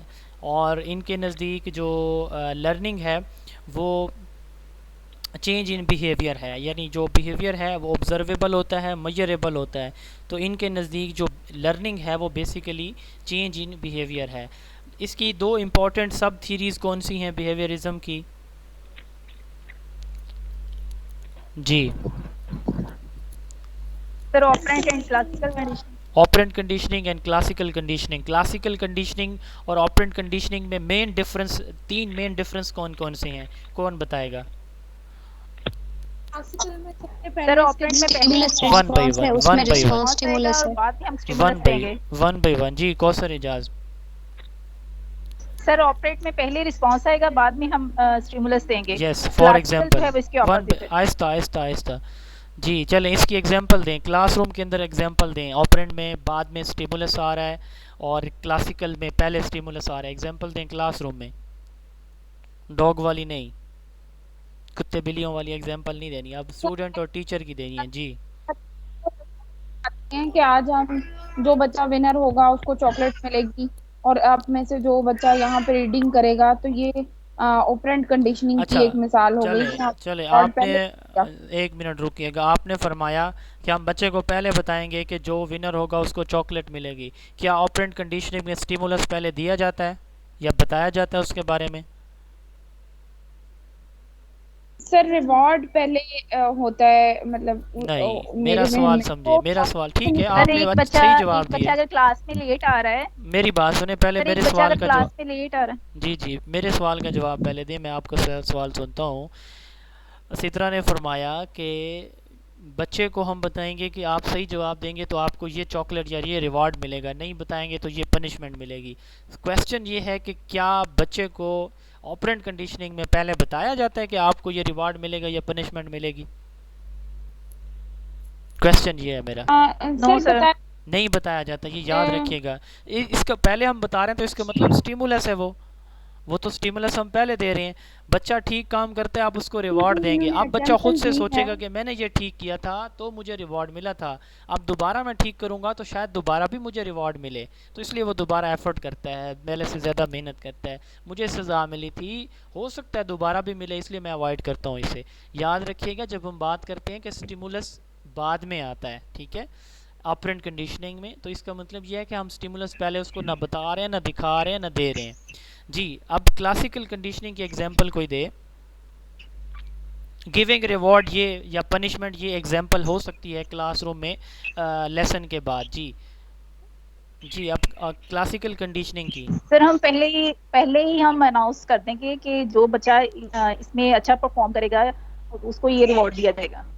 अब बच्चा एसोसिएट कर देगा, यस, अब बच्चा इसको एसोसिएट कर देगा अपनी परफॉर्मेंस को किसी स्टिमुलस के साथ। मसलन एक टीचर का उन्हें पता है कि ये टीचर बहुत सख्त है, ठीक है, अब उन्होंने एसोसिएट किया हुआ इस चीज़ को कि अगर मैं काम नहीं करूँगा तो ये टीचर मेरे साथ अच्छा बिहेव नहीं करेगा, ये तो मुझे पनिश करेगा। अब ये उसने एसोसिएट किया हुआ है अपनी लर्निंग को किस चीज़ के साथ? टीचर के साथ। ये स्टिमुलस पहले से मौजूद है, तो ये क्लासिकल कंडीशनिंग है। आप बेशक इन डेप्थ ना जाएं, तो बिहेवियरिज्म की 2 बेसिक थीरीज़ हैं, क्लासिकल कंडीशनिंग और ऑपरेंट कंडीशनिंग। क्लासिकल में हम स्टिमुलस पहले देते हैं, ऑपरेंट में हम स्टिमुलस बाद में देते हैं। क्लासिकल कंडीशनिंग जो है ये इसको जो प्रेजेंट किया था वो पेवलोव ने किया था, और ऑपरेंट कंडीशनिंग को स्किनर ने किया था। बिहेवियरिज्म जो है उसके जो फाउंडर हैं वो वॉटसन हैं, जॉन बी वॉटसन हैं, ठीक है। और इसके बाद जो दूसरी थ्योरी है, ये आपने इसका बेसिक थीम ये अंडरस्टैंड कर लें। उसके बाद जो दूसरी थ्योरी है वो है कॉग्निटिविज्म। कॉग्निटिविज्म जो है वो एटकिंसन ने और इसके अलावा किसने दी है, कौन कौन से इसके एक्सपोनेंट और कौन कौन से हैं? जी, प्याजे ये जो है इसके एक्सपोनेंट हैं। अच्छा, ये जो थ्योरी है इसका मेजर बिलीफ क्या है? ये क्या कहती है कि व्हाट इज लर्निंग? इनके नज़दीक लर्निंग क्या है, जो कि हम लर्निंग मॉडल की बात कर रहे हैं। लर्निंग ये है कि लर्निंग जो है ना वो मेंटल एक्टिविटी से आती है। जी, जैसे मेमोरी है, मोटिवेशन है, हमारी थिंकिंग है, पॉजिटिव है, नेगेटिव है। यस, कोई और इसको मजीद एलेबोरेट करना चाहे? Learning according to cognitivism. जी, कॉग्निटिविज्म फिलॉसफी। जी, yes yes yes sir, according to cognitive philosophy, learning occurs due to mental process and students construct their own knowledge. While according to behaviorism, learning occurs due to environment and stimulus and response. And cognitive theory does not believe on the environment and other. It just believe on cognitive and mental process. जी, mental intellectual processing ये इनका major belief है। इनके नज़दीक learning is a change in mental process, और learning is processing of information in a mind of an individual. ये आप कह सकते हैं कॉग्निटिविज्म के बारे में। कॉग्निटिविज्म जो है उनका एक और बिलीव है, ये कहते हैं कि बच्चे अपने सक्सेस या फेलियर के ऊपर ख़ुद बिलीव करते हैं अपनी मेंटल या इंटेलेक्चुअल प्रोसेसिंग के थ्रू। ये 2 पॉइंट्स आप इसमें ऐड कर सकते हैं। देन है ह्यूमनिज़म। ह्यूमनिज़म को कौन एक्सप्लेन करेगा? जी, तीसरा लर्निंग मॉडल या थ्योरी, ये बहुत इंपॉर्टेंट है, ये लाजमी क्वेश्चन पूछा जाता है। जी, वैसे हमने इनकी डिटेल आगे साइकोलॉजी में पढ़नी है, लेकिन हम यहाँ पे क्योंकि लर्निंग थ्योरीज की बात कर रहे हैं तो हम बिल्कुल एक ब्रीफ सा इनका इंट्रोडक्शन ले रहे हैं यहाँ पे। जी Sir, satisfying basic needs inside and outside the class. Yes, satisfying basic Sir, may I tell? Needs inside and outside the classroom. बच्चे की जो जी बताएं आप ही ना। Sir, according humanistic, just like Maslow theory, he believe on the basic needs and just like self-actualization, self-esteem, or social needs. So, according to humanistic philosophy, if we fulfill the basic needs, then our learning occur. If someone person is hungry, if he does not take food, then he is not able to read or write. So if person fulfill their basic needs, then he is able to read and write. So according to humanistic basic philosophy. Skills, basic जो needs हैं बच्चे की, basic requirements हैं, जब वो fulfil होंगी तो ही बच्चा जो है वो पढ़ने या सीखने के उसमें पोजीशन में होगा। तो ये बेसिक बिलीफ है कि आप एक इंडिविजुअल की बेसिक नीड्स को फोकस करें। जब उसकी बेसिक नीड्स फुलफ़िल हो जाएंगी तभी जाके वो इस चीज़ को कंसिडर करेगा कि मेरे अंदर पोटेंशियल है, मैं कुछ कर सकता हूँ, यानी सेल्फ एक्चुअलाइजेशन। वो फिर इस स्टेज पे जाएगा कि अपने पोटेंशियल्स को और अपनी स्किल्स को कि मेरे अंदर ये पोटेंशियल है, मैं ये कर सकता हूँ, वो फोकस करेगा। जी नेक्स्ट है, नेक्स्ट मॉडल कौन सा है? 3 हो गए हैं जी।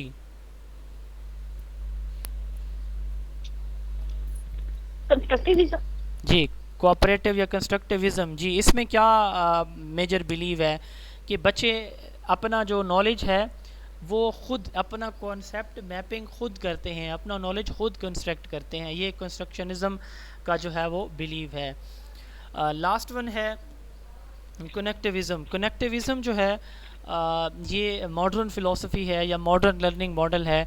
इसको कंटेम्प्रेरी लर्निंग मॉडल भी कहा जाता है, जिसे हम ई पेडागोजी या ई लर्निंग कहते हैं कि बच्चे ऑनलाइन सोर्सेज के थ्रू या ऑनलाइन मीडियम के थ्रू, इंटरनेट के थ्रू, ऑनलाइन वसाइल के थ्रू बच्चे को उनके साथ इसको कनेक्ट कर दिया जाए, बच्चा खुद से एक्सप्लोर करे और बच्चा खुद से अपने प्रॉब्लम्स के सोल्यूशन फाइंड आउट करे। एक ही टाइम में वो हंड्रेड्स और थाउजेंड डिफरेंट सोर्सेज से कनेक्ट हो और अपने सारे प्रॉब्लम्स का सोल्यूशन खुद फाइंड आउट करे। ये 5 बेसिक लर्निंग मॉडल से। मॉडर्न लर्निंग टेक्निक्स कौन कौन सी हैं? कौन बताएगा? मॉडर्न लर्निंग टेक्निक कौन कौन सी हैं? जी सर ब्रिटिश लर्निंग कनेक्टिविज्म की कोई जी कनेक्टिविज्म की जो सबसे बेस्ट एग्जांपल है हमारे यहाँ, ये ब्रिटिश कौंसिल एक अप्रोच है। इसकी जो IFA है, ISA इंटरनेशनल स्कूल अवार्ड, इसके अलावा हम अपनी क्लासरूम के अंदर इंटरनेट को, कंप्यूटर को उसके साथ बच्चे को कनेक्ट कर दें। जैसे कंप्यूटर लैब हमारे पास स्कूल में अवेलेबल है, हम साइंस पढ़ा रहे हैं बच्चों को, तो हम उसकी डॉक्यूमेंट्रीज़, वीडियोस, प्रेजेंटेशंस या उसके जो मॉडल्स हैं वो देख सकता है। बच्चे को हम कनेक्ट कर सकते हैं, कनेक्ट करा सकते हैं अपने स्कूल में, अपनी क्लासरूम के अंदर जो ऑनलाइन इंटरनेट के जितने भी सोर्सेज होते हैं। जी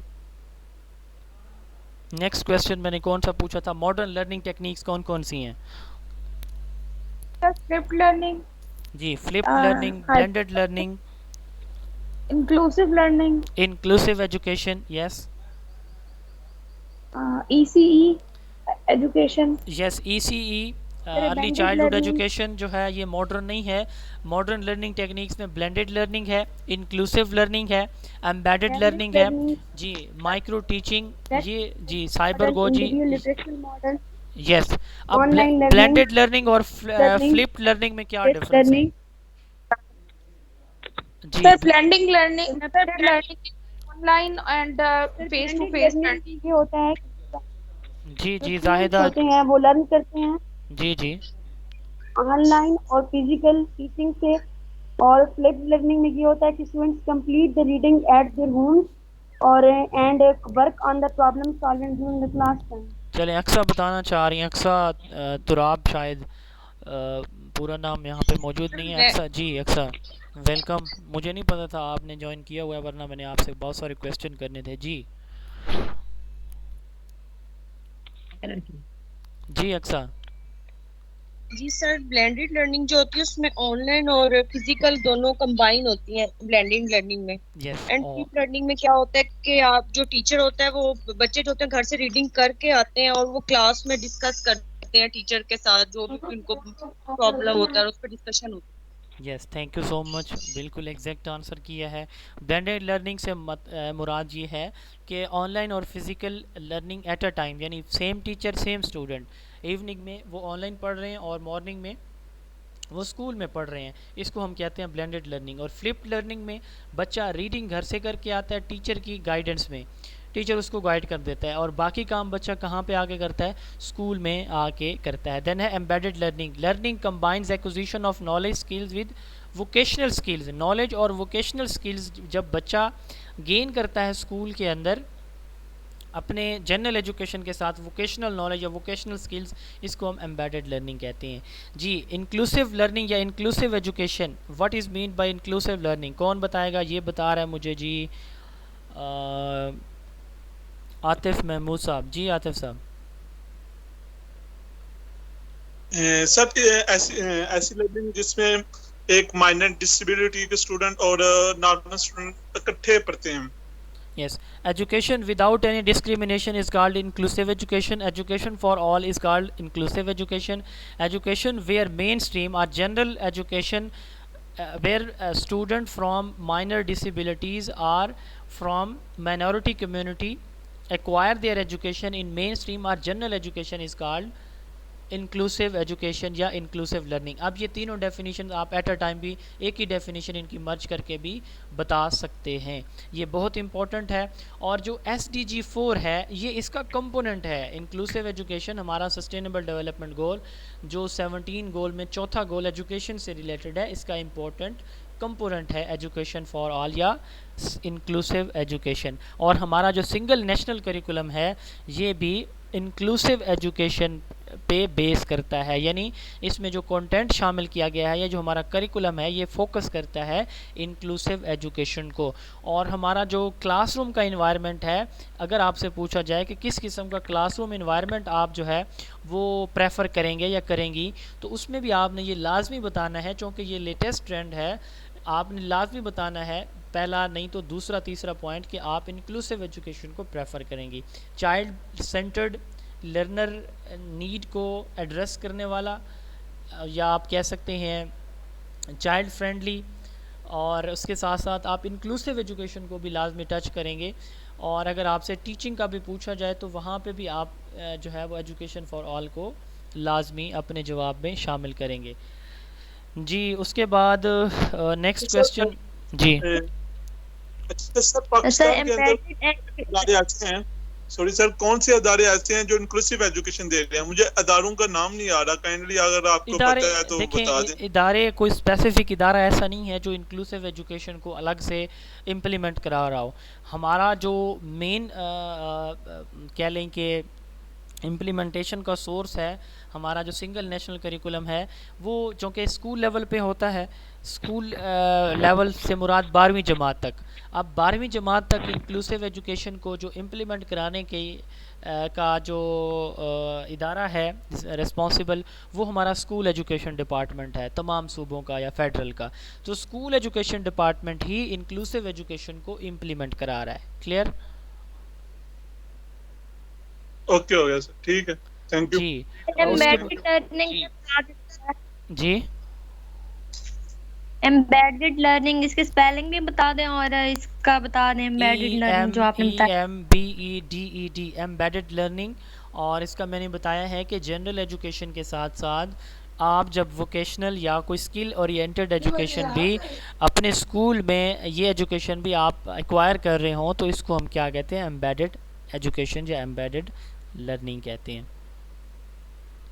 एक सवाल मेरा भी जी, या कोई लैंग्वेज कोर्स करते हैं, क्या ये वोकेशनल एजुकेशन में आएगा या जनरल एजुकेशन में आएगा? क्योंकि हम लैंग्वेज स्किल सीख रहे हैं, इसमें कोई फिजिकली हमारी मोटर स्किल्स को इन्वॉल्व नहीं है। जो टेक्निकल एजुकेशन है, पहले भी हम बात कर चुके हैं कि वो किसी प्रोफेशन से रिलेटेड है। लैंग्वेज सीखना बेशक एक आर्ट है, एक स्किल है, लेकिन ये कोई किसी प्रोफेशन से रिलेटेड नहीं है।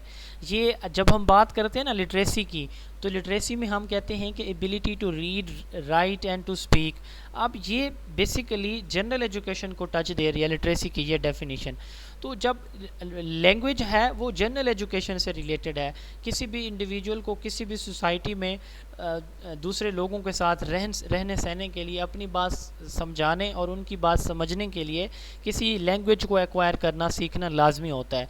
तो ये बेसिक जो स्किल है किसी भी इंडिविजुअल की वो होती है, और बेसिक स्किल्स हम कहते हैं जनरल एजुकेशन है। इसको कोर एजुकेशन भी कहते हैं, इसको हम लिबरल आर्ट्स भी कहते हैं। तो ये लिबरल आर्ट्स में, कोर एजुकेशन में या फिर जनरल एजुकेशन में फॉल करती है। जी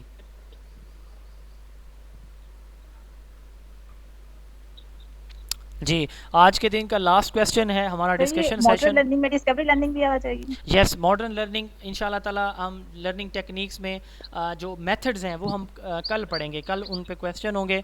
अभी जो है वो हमारा टाइम 1 घंटा 30 मिनट हो चुके हैं। अभी मेरा ये लास्ट क्वेश्चन है, इंशाल्लाह वो हम बात करेंगे। हमारा जो इन्फ्यूजन लर्निंग क्या होती है? एक होता है वर्ड जी इंक्लूजन और इन्फ्यूजन। इन्फ्यूजन और जी कौन बताएगा, कौन बताना चाह रहे हैं?